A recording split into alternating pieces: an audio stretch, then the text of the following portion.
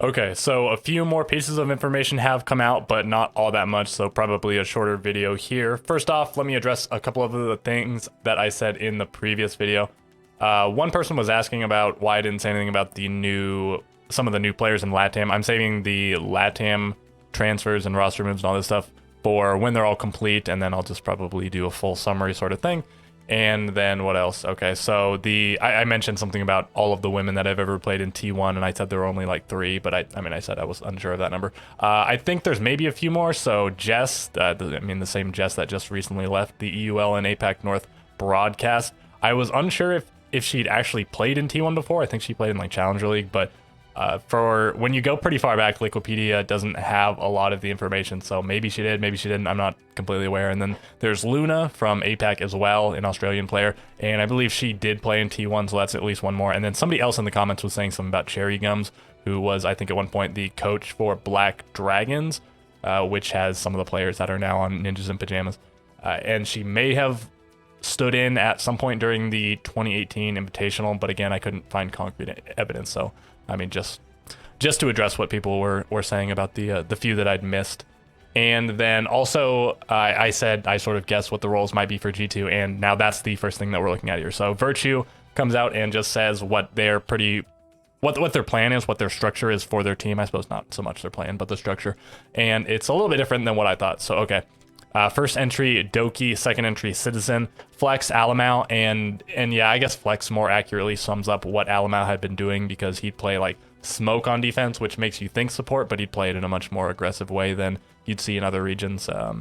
Just a roaming smoke at times, or just more aggressive in general. And then we have support slash flank watch, Virtue, and support slash IGL, Prano. So I guess I had maybe just Virtue and Alamau switched a little bit, but it's largely a matter of semantics again. When you get into it, I don't imagine he's really playing that hard of support.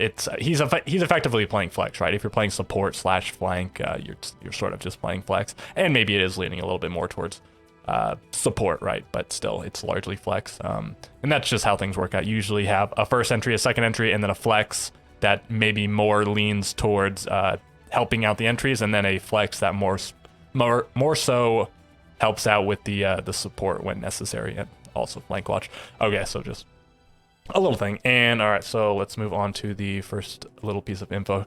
Okay, so we now know, I believe, all of the players that will be playing in the UL. There were just these last 2 spots to be filled on Rogue. So again, unless we have some last minute surprise announcement from one of the other orgs that didn't make any changes, like BDS, M&M, whoever, it seems unlikely, but I suppose still technically possible. Yeah, this is probably the last one. So we have Kanto Raketti and Deepek.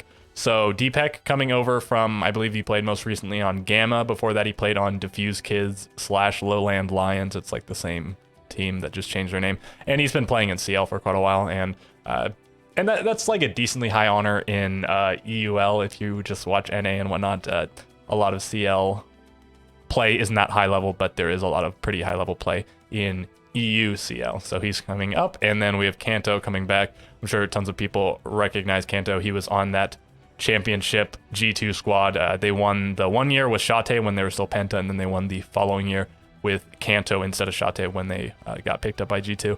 And then he was on there for a while as some other players left, and then finally he got sent to the bench, and now we see him making a return. So I guess Rogue stepping a little bit away from its almost entire Germanity. Before it was it was 4 German players, then Leon Gids, and now neither of these 2 players are German. Leon's still on the roster, so it's just Rips and Cryan that are from Germany, so I guess they just stepped away from that.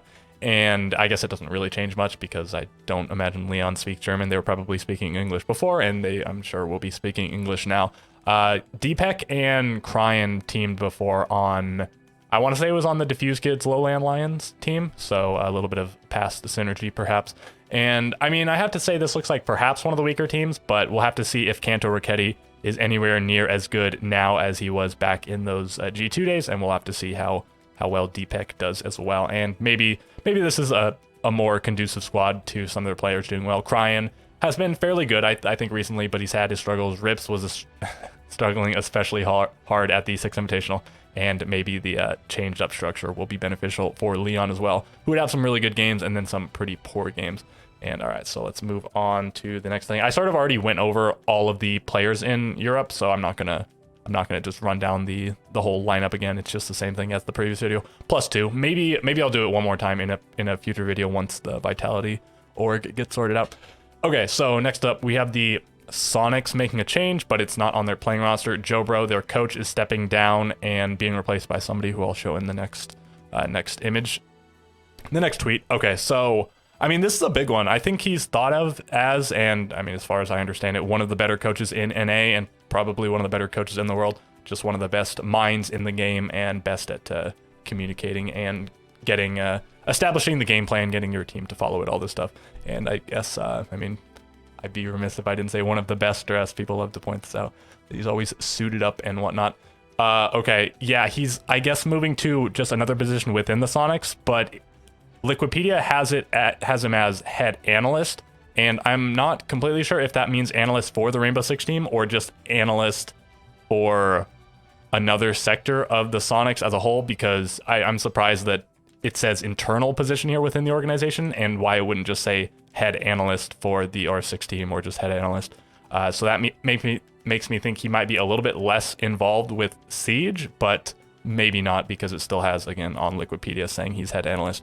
And all right, so who is taking over the coaching position? We have Goddess. Okay, so she's been with the org for quite a while now, and she's a former pro player, used to play on Cloud9, and then I think went pretty well from Cloud9 to Soniqs. Maybe there was a little bit of a gap, but she's been with the org for quite a while now. It says 2 years working as a support coach, and yeah, I think that's pretty well all Soniqs time.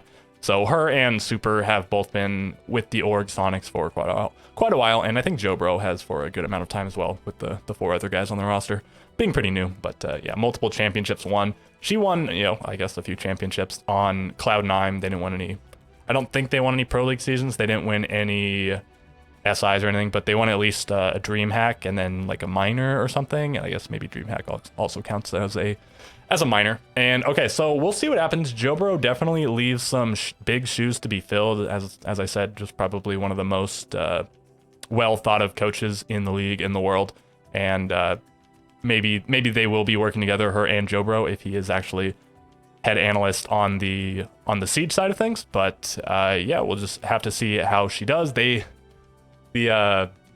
org teased that it might be Super. They said, we're super excited, and you know, they spelled Super without the E, so let's just spell it identical to their player Super's name, as we're super excited to announce our coach tomorrow. So they hinted that it might be him, and because again, or maybe not again, I don't know if I mentioned this earlier in this video, but I have mentioned it before, right? Super has sort of teased or leaked or spoiled or trolled or whatever that he would be retiring soon-ish, but maybe change his mind. Maybe it was just a straight troll. Maybe it just hasn't been enough time, and we're not quite there yet. I'll scroll down, I guess, if I'm talking while the video's playing anyways.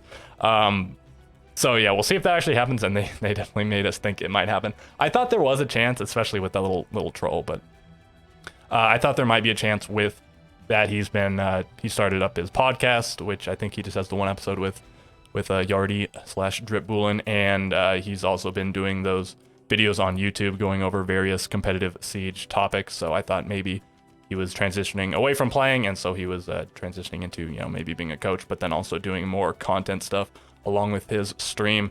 And right, so I guess that's much ado about not that many announcements, but that's all I've got for today. Again, little synopsis, little summary coming up in the future, probably for LATAM, and more NA stuff down the pipe, and maybe I'll do like another EU, just a summary, do a quick rundown. I'm a little bit more familiar with EU than I am for LATAM, and especially for APAC, so maybe I'll have a little something for that, but certainly the NA stuff coming up soon. So all right, I will catch you guys in the next video.